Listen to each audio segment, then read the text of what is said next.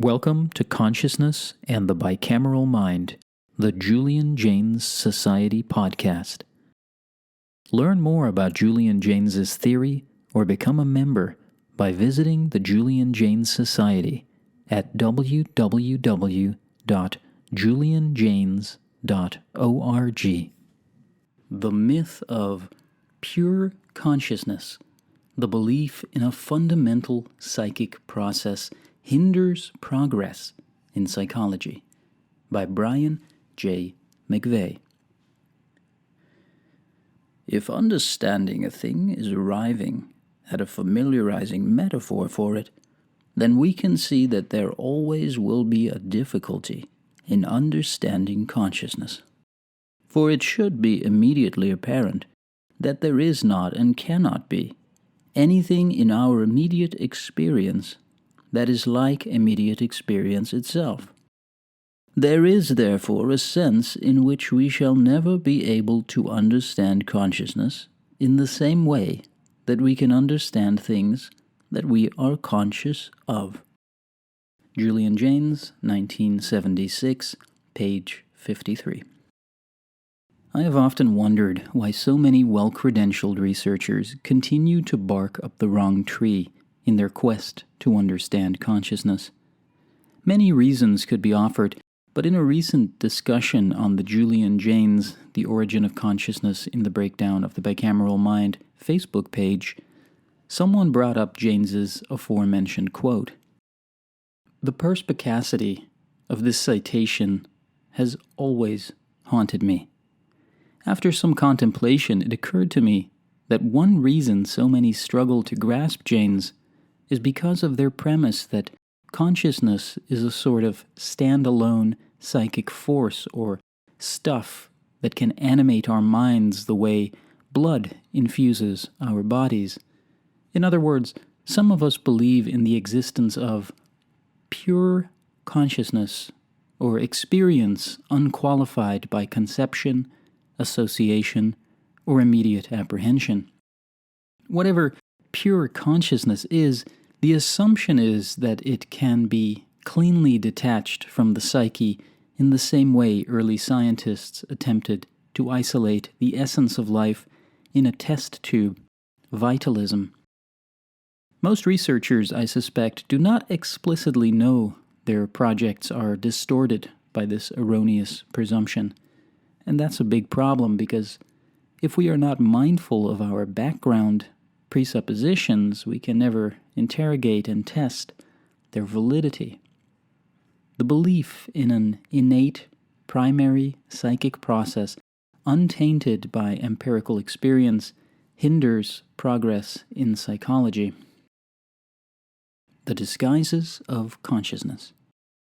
Can the I directly encounter some sheer essence of cognition, whatever that is?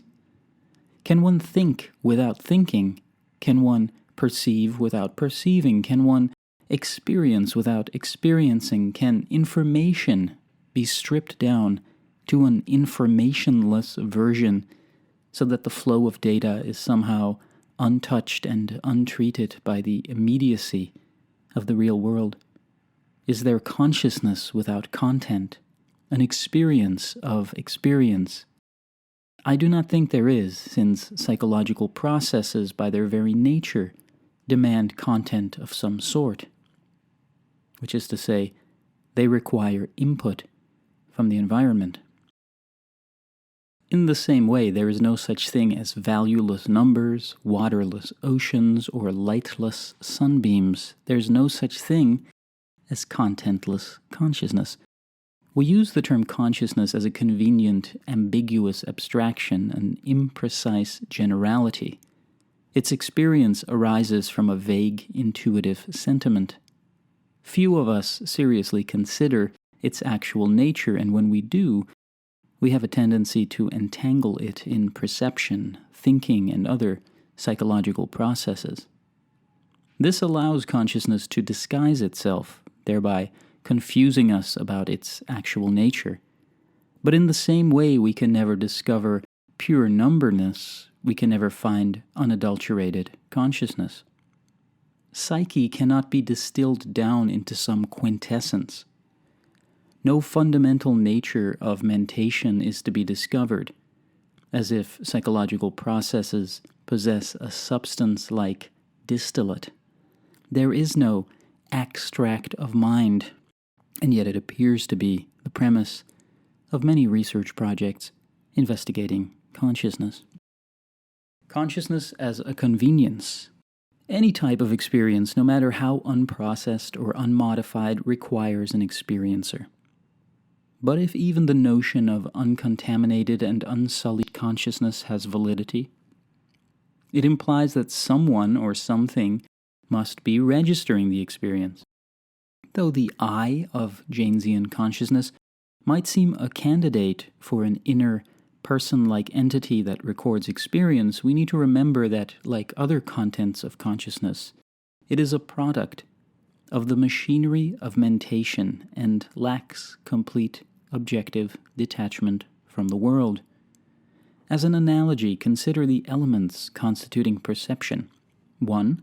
A perceiver or experiencer. 2. Perceiving or experiencing. And 3. Percept, the experienced. Is it possible to isolate these three aspects as if uncontaminated sensation floats about, existing among the three elements? For analytical purposes, yes, but such a maneuver is methodological for research purposes and does not mean they can be ontologically disentangled from each other. This point applies to consciousness. Or consider meditation. The exercise prioritizes our thoughts, provides perspective, and de-emotionalizes our stormy waters of the mind. It may seem as if an I were doing the meditation. In reality, however, it is our mind's tireless stagehands working backstage, supporting a provisional I. This subject self is recreated second by second in our mental theater, creating the illusion that an executive, in-charge, directing egoic I is the star of the show. The benefits of pure consciousness? Of course, pure consciousness may exist in the same way that God may exist, but as of now it is difficult to scientifically demonstrate this. It is not my prerogative to dismiss clients or individuals who claim to have encountered pure consciousness, sort of like the unconditioned original mind of Buddhism, any more than it is my business to argue with them about the existence of God. If some experience or belief helps someone deal with the overwhelming terror that is sometimes reality, that's a good thing. Along these lines, Jungian psychology has of late garnered much attention. Despite Jung's intellectual influence, I do not accept his claims about the collective unconscious and archetypes. However, if these provide growth and guidance for an individual, so much the better.